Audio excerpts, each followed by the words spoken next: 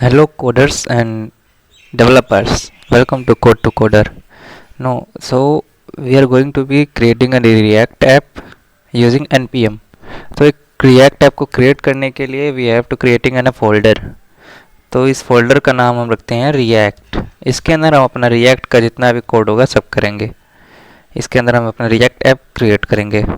इसको हम command prompt की मदद से विजुअल स्टूडियो कोड पे कोड स्पेस डॉट एंटर से हम ओपन कर देते हैं. ठीक है.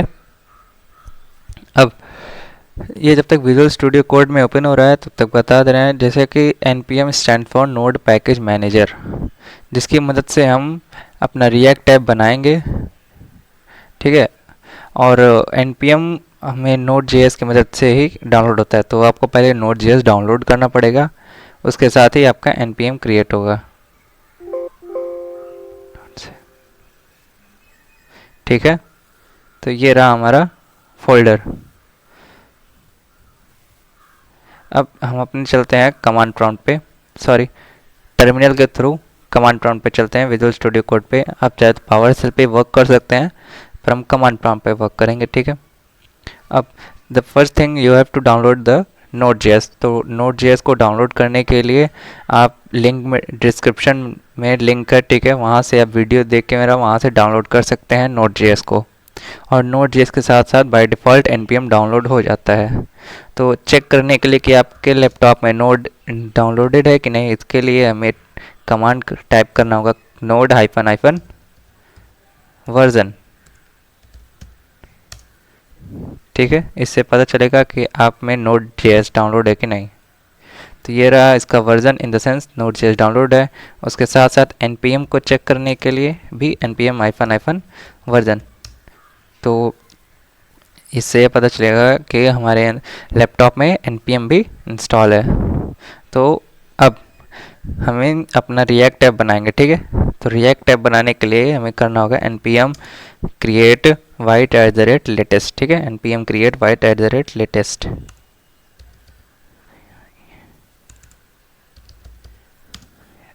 create white@latest. ठीक है. npm create white@latest in the sense हम रिएक्ट प्लस वाइट का लेटेस्ट वर्जन का प्रयोग करेंगे. ठीक है. npm रिएक्ट ऐप बनाने के लिए हमारा रिएक्ट ऐप क्रिएट करने के हो गया. अब हमें अपने रिएक्ट ऐप का नाम देना है. तो हम अपने रिएक्ट ऐप का नाम देते हैं कोड टू कोडर. अपने रिएक्ट ऐप का कुछ भी नाम दीजिएगा. ठीक है. जो आपका फोल्डर होगा रिएक्ट ऐप होगा वो. इसमें हम रिएक्ट का यूज़ करेंगे, जावास्क्रिप्ट का यूज़ करेंगे. अब हमारा रिएक्ट ऐप क्रिएट हो गया है. अब हम चलते हैं अपने रिएक्ट ऐप के अंदर. cd ये जो दिया ना, cd मतलब चेंज डायरेक्टरी. रिएक्ट ऐप अपने रिएक्ट ऐप के अंदर चलेंगे. अब आ गए हम अपने रिएक्ट ऐप के अंदर. अब हमें अपने फोल्डर जो हमारा रिएक्ट ऐप है उसके अंदर हमें npm को इंस्टॉल करना पड़ेगा, नोड पैकेज मैनेजर को. npm stands for node package manager. और हम npx की मदद से भी अपना रिएक्ट ऐप क्रिएट कर सकते हैं. This is stand for node package executor. तो ठीक है. npm क्या होता है कि npm हमारा Node.js के साथ बाय डिफ़ॉल्ट डाउनलोड हो जाता है. और एक और चीज़, आपको npm का रिएक्ट को यूज़ करने से पहले आपको रिएक्ट को इंस्टॉल करना पड़ता है. किसकी मदद से? npm की मदद से. तो मेरा तो इंस्टॉल इसलिए मेरा डायरेक्ट मैंने क्रिएट कर लिया. ठीक है. React app. लेकिन आपका रिएक्ट ऐप तुरंत क्रिएट नहीं होगा. तो लिंक डिस्क्रिप्शन में है, वहाँ से आप Node.js डाउनलोड करिए. और उसके बाद जैसे ही आपका सारा Node.js npm इंस्टॉल हो जाएगा, आप यहाँ पे उसके बाद सबसे पहले भूलिएगा मत npm इंस्टॉल रिएक्ट करिएगा, रिएक्ट को इंस्टॉल करिएगा, वरना आपका रिएक्ट ऐप नहीं बनेगा. Like npm install react. ठीक है. आपको ऊपर ही करना होगा. सबसे पहले आपको यहाँ सबसे पहले मतलब जैसे ही आप कमांड प्रॉम्प्ट यहाँ पे ओपन करते हैं, आपको सबसे पहले अपने कंप्यूटर में रिएक्ट को इंस्टॉल कर लेना है. तभी जाके आपका रिएक्ट वर्क करेगा, तभी जाके आपका रिएक्ट npm के थ्रू ऐप बनेगा. ठीक है. नहीं तो नहीं बनेगा. तो मेरा इंस्टॉल था इसलिए मैंने नहीं किया. आप इंस्टॉल कर लीजिएगा. हमारा npm हमारे फोल्डर के अंदर इंस्टॉल हो गया है. अब हम रन करते हैं. यहाँ पे आप दिया रहता है सारे कमांड्स लाइक रन करने के लिए npm run dev।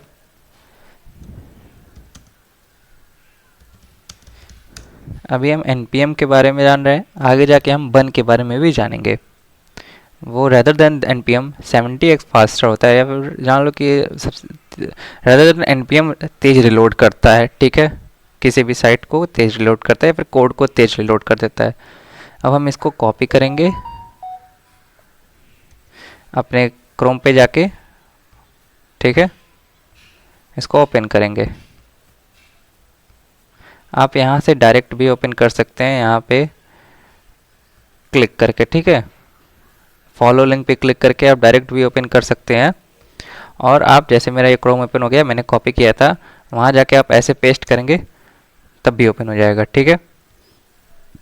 ये रहा बाय डिफ़ॉल्ट जो हमें इंटरफेस प्रोवाइड कराता है रिएक्ट, यानी बाय डिफ़ॉल्ट जो कोड हमें रिएक्ट प्रोवाइड कराता है। ये काउंटर है, ये बढ़ता रहता है, ठीक है, जावास्क्रिप्ट की मदद से बनाया गया है।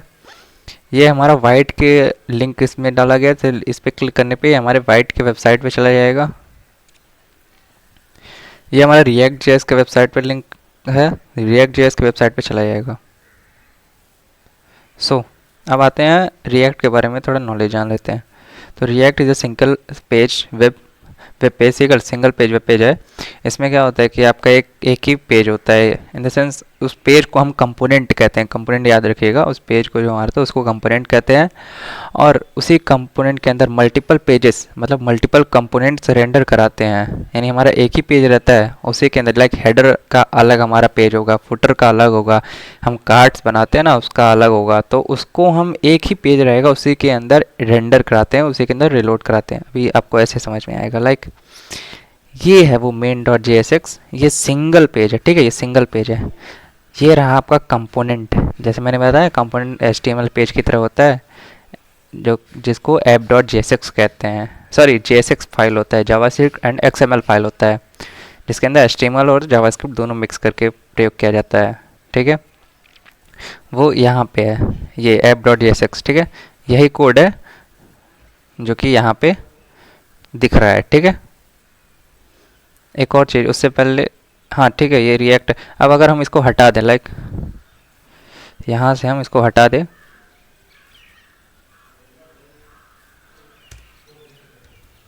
तो हमारा ये जो कोड है वो हट जाएगा, हट गया ना।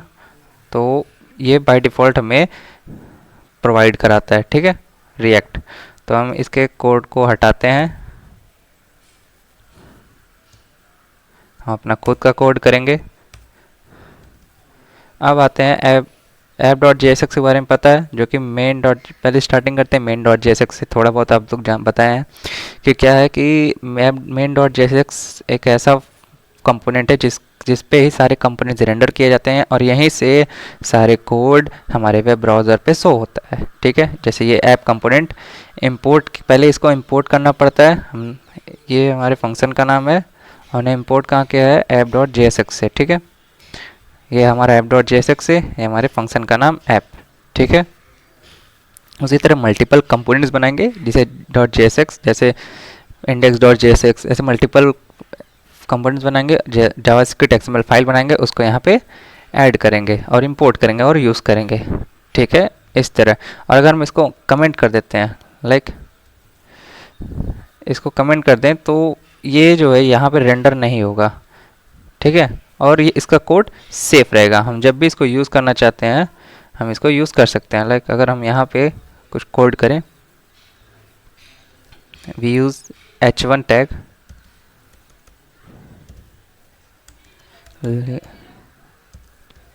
हेलो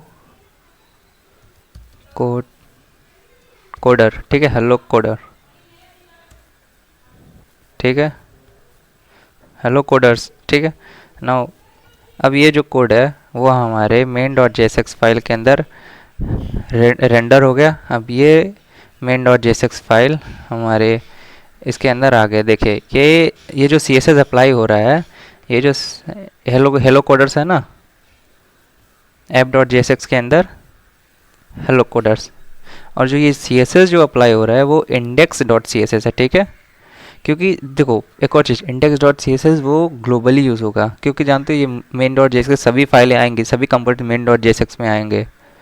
तो ये index dot C S S main dot J पे वर्क कर रहा है, जैसे जितने भी कंपोनेंट्स आएंगे सब पे index dot C S S apply होगा। तो इसे ग्लोबली सी एस एस मान लो। सब, अगर ग्लोबली सभी कंपोनेंट्स पे आपको यूज़ करना है तो index dot C S S में आपको यूज़ करना पड़ेगा। तो इसको हम करते हैं हटा, ठीक है। और एक और चीज़, ये तो index dot C S S main dot J मतलब ग्लोबली सभी कंपोनेंट्स पे यूज़ होगा।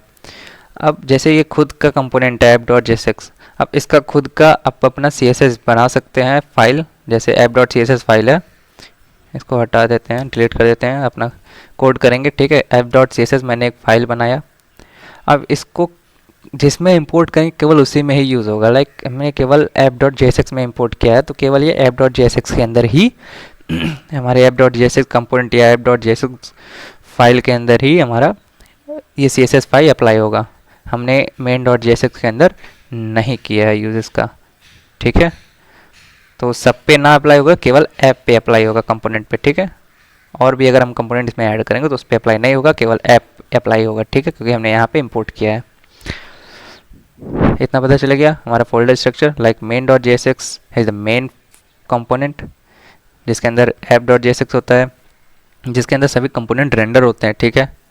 App dot C S S, ये ऐप डॉट जे जिसमें भी इंपोर्ट करेंगे उसका सी एस एस इसमें अप्लाई होगा। अभी देखना सी एस एस हट गया होगा, लाइक हट गया ना। अब देखो, अब होता है arrow function. What is arrow function? Arrow function create, हम एरो फंक्शन क्रिएट करेंगे इसमें हम, जैसे कॉन्स्ट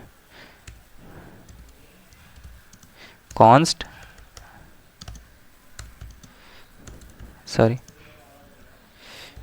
ये हमारा एरो फंक्शन है। हम जितने भी कंपोनेंट्स बनाएंगे एरो फंक्शन की मदद से बनाएंगे, ठीक है।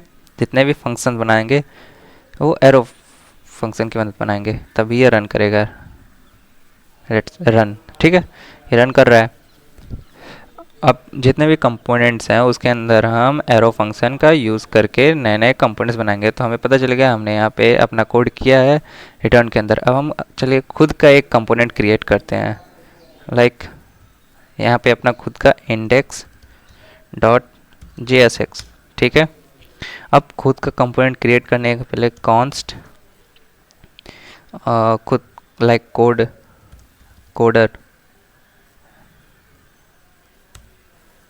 कोडर लिख दो, ठीक है। कोडर नाम का एक मैंने नेमिंग दिया। कोडर यूज़ नहीं हो सकता क्या? ऐप, कुछ और नाम दे देते हैं, कॉन्स्ट AVHI, ठीक है। अभी हमने दे दिया, हमने पैरेंथेसिस फंक्शन लगा दिया, ठीक है। ये हमारा है, ये जो है हमारा लगा सकते हैं, आई थिंक कोडर लिख दो, CODER। हमने कोडर नाम का एक फंक्शन बनाया और ये हमारा एरो फंक्शन है, ठीक है। इस तरह का, इसे कहते हैं हम एरो फंक्शन। ये जो है हमारा ये एरो फंक्शन है। अब इसके अंदर हम रिटर्न कीवर्ड का प्रयोग करेंगे। अब जितने भी कोड होंगे हम इसी के अंदर करेंगे। और एक और चीज़, अगर हम डायरेक्ट यहाँ H1 लिखते हैं तो ये सही से वर्क नहीं करेगा, ठीक है। लाइक एरर आएगा, क्योंकि किसी भी कंपोनेंट के अंदर सबसे पहले उसका पेरेंट कंपोनेंट होना चाहिए, ठीक है। तब जाके उसके अंदर आप लिख सकते हैं। लाइक इसका पेरेंट कंपोनेंट इसमें हम बनाते हैं div,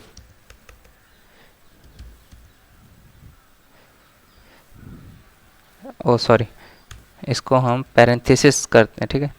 ये पैरेंथेसिस है,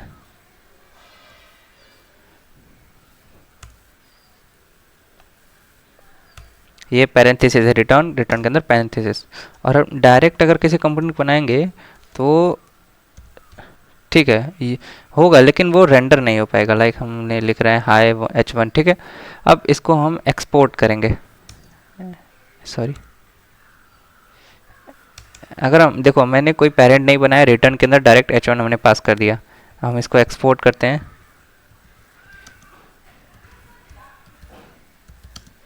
एक्सपोर्ट डिफॉल्ट कोडर, ठीक है, हमने इसको एक्सपोर्ट कर दिया। अब इसको app.jsx के अंदर इंपोर्ट करते हैं, या फिर डायरेक्ट आप main.jsx के अंदर भी इंपोर्ट कर सकते हैं।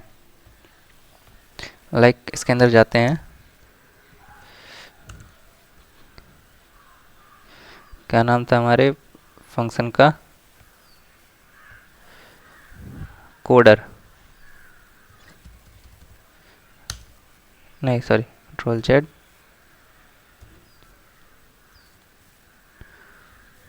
ये app.jsx के अंदर आ गए। main.jsx का है, हाँ, क्या नाम था हमारे फंक्शन, कोडर, ठीक है, हमारा कोडर हो गया इंपोर्ट। ये रहा हमारा कोडर इंपोर्ट। और अगर आपको इंपोर्ट नहीं हो रहा है तो आपको कंट्रोल स्पेस दबाइए, यहाँ आइए, यहाँ एंटर करेंगे, आपका इंपोर्ट हो जाएगा, ठीक है। अब यह रहा हमारा कोडर, जो JSX फाइल है या हमारा कंपोनेंट्स है, वो हमारा main.jsx के अंदर इंपोर्ट हो गया है। ये रहा index.jsx, main.jsx, like import coder from ./index.jsx। ये हमारा खुद का कंपोनेंट हमने क्रिएट किया है। अब ये h1, ठीक है, हमने यहाँ से इसको एक्सपोर्ट कर दिया है। अब main.jsx के अंदर, मतलब यहाँ से हमने इसको भेज दिया इस कोड को, और main.jsx के अंदर ये इंपोर्ट हो गया है, ठीक है। अब देखो कहाँ index.jsx, अब इसको देखते हैं, हाई कोडर, बस इतना ही आ रहा है, वो हाई नहीं आ रहा है। क्यों नहीं आ रहा है? क्योंकि हमने पेरेंट कोई बनाया नहीं है। तो इसके लिए हम एक पेरेंट बनाते हैं। लाइक अब पेरेंट कैसा भी बना सकते हैं,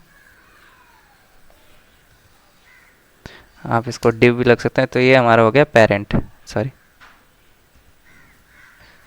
ये हो गया हमारा पेरेंट, ठीक है, हमने एक पेरेंट बना दिया। अब जाके हमारा कोड दिखेगा, हम सेव कर देते हैं main.jsx के अंदर।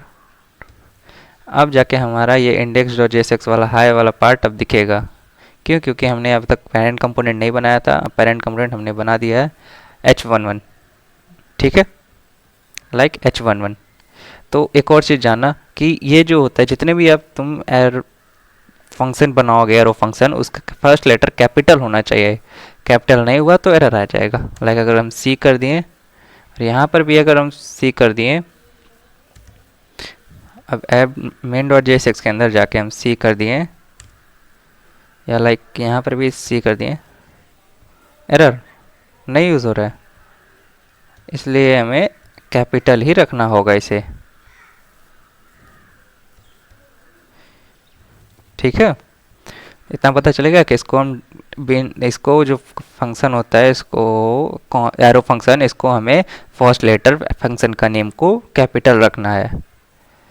ये हमारा खुद का कंपोनेंट था, ठीक है। इसके साथ साथ हम खुद का index.css क्रिएट करके, लाइक क्रिएट कर दे रहे हैं index.css।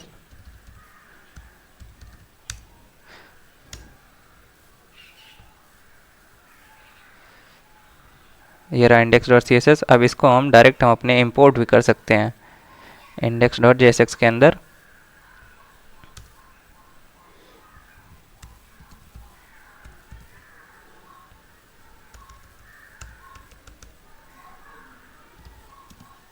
इंपोर्ट index.css, हमारा index.css इंपोर्ट हो गया किसके अंदर, हमारे index.jsx के अंदर। लाइक अगर हम h1 को कुछ देते हैं, index.css index,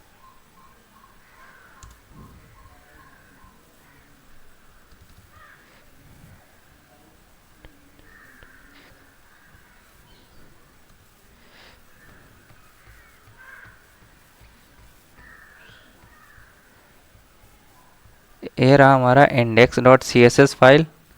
इसको फिर से हम index.css, ठीक है, app.css, index.css, index.jsx के अंदर हम इसको सॉरी इंपोर्ट करते हैं sorry for this, dot slash, मतलब आप इसके फाइल्स बाहर निकलिए, तब जाके index.css को इंपोर्ट करिए। भूल गया था, ठीक है, index.jsx से बाहर निकलिए और जो index.css है उसको पकड़ के लाइए। अब हमारा h1 जो है सिलेक्टर है, उसके अंदर कलर कर दे रहे हैं bg colour, background black, I think R E red, ठीक है। अभी आप देखेंगे कंट्रोल एस, नाउ बैकग्राउंड हो गया रेड। ये दोनों पे क्यों अप्लाई हो रहा है? क्योंकि हमारा ये जो है index dot C S S हमारा इसके अंदर इंपोर्ट हो रहा है, और ये हमारा जाके app dot J S X के अंदर भी app dot C S S वाला यहाँ पे अप्लाई हो जा रहा है, ठीक है। Main dot J S X के अंदर जा रहा है ना, main dot J S X के अंदर ये कोडर वाला जा रहा है, तो ये ऐप वाला भी है main dot J S X के अंदर। तो इसीलिए ये सभी H1 पे अप्लाई हो जा रहा है, ठीक है। Index dot C S S और ये main dot sorry app dot J S X, app dot J S X, ठीक है। तो किस तरह आपको इंडेक्स अपना खुद का कंपोनेंट क्रिएट करना है, खुद का C S S file create करना है, लाइक ये वाला खुद का कैसे C S S file create करना है, और कैसे अपना रिएक्ट ऐप बनाना है, तो ये आप लोग जान गए बेसिक टू बेसिक, ठीक है। अब एक और चीज़, अगर आप ये जो है ये एक्सपोर्ट करने वाला, ठीक है, ये आप ऐसे भी कर सकते हैं, ये ऐसे ना करके अगर आप इसे हटाएं और डायरेक्ट आप यहाँ लिख दे लाइन ऑफ कोड को, ये रिड्यूस कर देगा, लाइक एक्सपोर्ट, तो भी कोई दिक्कत नहीं है। लाइक अभी रन करेंगे तो ये जो index dot J S x जो हमारे main dot J S X के अंदर इम्पोर्ट है coder from index dot J S x, तब भी कोई दिक्कत नहीं है। और index dot J S X के अंदर था क्या, H11, like 1 second, main dot J S x, sorry यहाँ पे एरर आ रहा है, इसको बाद में सॉल्व करते हैं, ठीक है। फिलहाल आप index dot C S S ऐसे ही यूज़ करिए, एक्सपोर्ट डिफ़ॉल्ट, लेकिन ये भी यूज़ होगा, आपको हम नेक्स्ट वीडियो में बताएंगे आगे, क्योंकि export default coder we control S ऐसे यूज़ करिए। अगले वीडियो में नया तरीका बताएंगे, ये एक्सपोर्ट इस तरह भी यूज़ कर सकते हैं, ठीक है। ठीक है, इस तरह भी आप एक्सपोर्ट का यूज़ कर सकते हैं आगे इसके लिख के, ठीक है। इतना तक जान गए, इतना तक समझिए, ये बेसिक है। अब इसके आगे जो भी आप कोड करना चाहते हैं वो करिएगा, ठीक है। ये बेसिक आप इनसे रिवाइज करा दे रहा हूँ, जान जाइएगा कि ये बेसिक है कि ये कैपिटल लेटर में होना चाहिए एरो फंक्शन का, और उसके बाद ये पेरेंट होना चाहिए, पेरेंट के अंदर ये सभी कोड्स आएंगे। और एक और चीज़, आप अगर इसके अंदर एक नया एरो फंक्शन बनाएंगे, जो index dot C S X के अंदर एक नया नीचे एरो फंक्शन बनाएंगे यहाँ पे, तो उसको भी यहाँ जो कोडर है, like index dot J S X का coder app dot J S X है, इसको पैरेंथेसिस के अंदर इसको ऐसे आप करके इसको पैरेंथेसिस के अंदर फिर कॉमा करके आप जो अपना पैरेंथेसिस के अंदर कॉमा करके अब नया जो भी आप बनाएंगे जावास्क्रिप्ट का एरो फंक्शन, उसको ऐसे मल्टीपल एरो फंक्शन एक ही फाइल में बनाएंगे, या फिर एक ही जावास्क्रिप्ट एंड एक्सएमएल फाइल में बनाएंगे, तो उसको कर्ली ब्रेसेस के अंदर कॉमा करके इंपोर्ट करना पड़ेगा, ठीक है।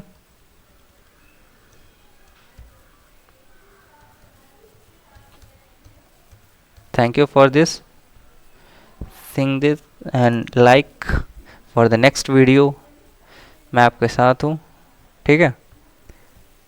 And thank you, okay. और learn more and read more and practise more then learning, मतलब याद करने से ज़्यादा तुम पढ़ने से ज़्यादा प्रैक्टिस करो, practice makes a man perfect.